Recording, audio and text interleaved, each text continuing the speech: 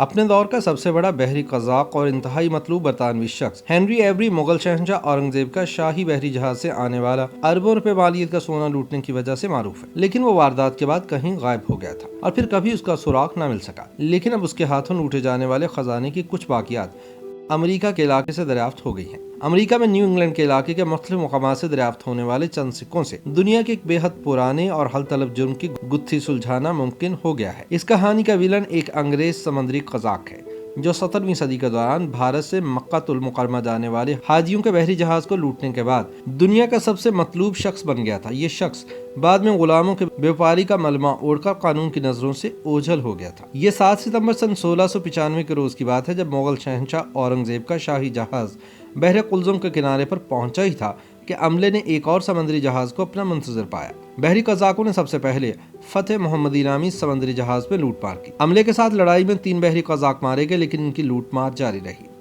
7 ستمبر کو قزاقوں نے گنسوائی نامی سمندری جہاز پر دھاوا بول دیا۔ لانگبر نامی ایک اور سمندری قزاق بھی ان کے ساتھ تھا۔ مغل بادشاہ کے سمندری جہاز کے کیپٹن ابراہیم نے تلوار نکال لی۔ گھمسان کی جنگ ہوئی، لیکن تمام مسافر قید کر لیے گئے۔ اس سمندری جہاز پر ایوری کے ساتھ ہی قبضہ کرنے کے بعد کئی روز تک لوٹ مار کرتے رہے۔ انہوں نے مسلمان مسافروں پر جو حج کی غرض سے جا رہے تھے بہیمانہ ظلم ڈھائے۔ مسلمان عورتوں کے ساتھ زیادتی کی گئی۔ اس ظلم و جبر سے بچنے کے لیے درجنوں مسلمان خواتین نے سمندر میں چھلانگ لگا کر اپنی جان دے دی۔ اس زمانے میں جان گیئر نامی شخص ممبئی کا گورنر ہوا کرتا تھا۔ ایسٹ انڈیا کمپنی کا کرتا دھرتا بھی وہی تھا۔ اس نے برطانیہ میں اپنی پریوی کونسل کو خط لکھا کہ یہ بات وثوق سے کہی جا سکتی ہے کہ گنسوائی اور دوسرے جہازوں میں بہیمانہ لوٹ مار میں قزاق ملوث ہے، جنہوں نے خزانے کا راز جاننے کے لیے لوگوں کو جبر و تشدد کا نشانہ بنایا۔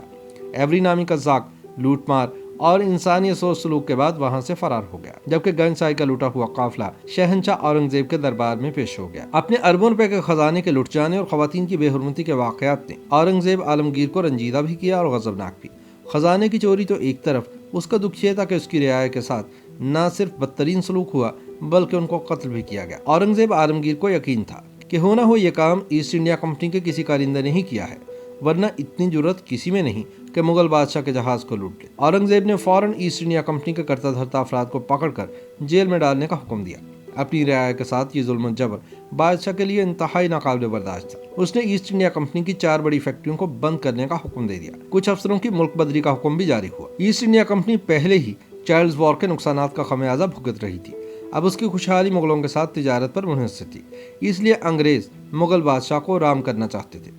یہ بھی یاد رہے کہ برطانیہ نے ایوری نامی شخص کو استثنا دے رکھا تھا، لیکن مغل بادشاہ کو راضی کرنے کے لیے برطانوی پارلیمنٹ نے سن 1686 میں ایوری کو دی گئی تمام استثناء واپس لے کر اس کے سر کی قیمت 1000 پاؤنڈ مقرر کر دی۔ ساتھ ہی شہنشاہ اورنگزیب کو بھی یقین دلایا گیا کہ مسلمانوں کا تمام خزانہ واپس کیا جائے گا۔ ایوری ان دنوں بہاماس میں کہیں چھپا بیٹھا تھا، جہاں ایسٹ انڈیا کمپنی کا کوئی زور نہ تھا، مگر برطانوی حکومت کا تو عمل دخل تھا۔ اس کی گرفتاری مغلوں کو راضی کرنے کے لیے انتہائی ضروری تھی، ورنہ اورنگزیب ایسٹ انڈیا کمپنی کو کام بند کرنے کا حکم دے چکے تھے۔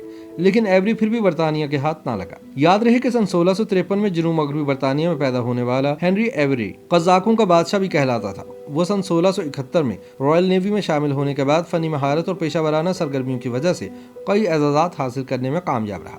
سن 1690 میں بحریہ سے فارغ ہونے کے بعد اس نے غلاموں کی تجارت شروع کر دی۔ وہ سن 1693 میں دوبارہ بحریہ میں بھرتی ہو گیا۔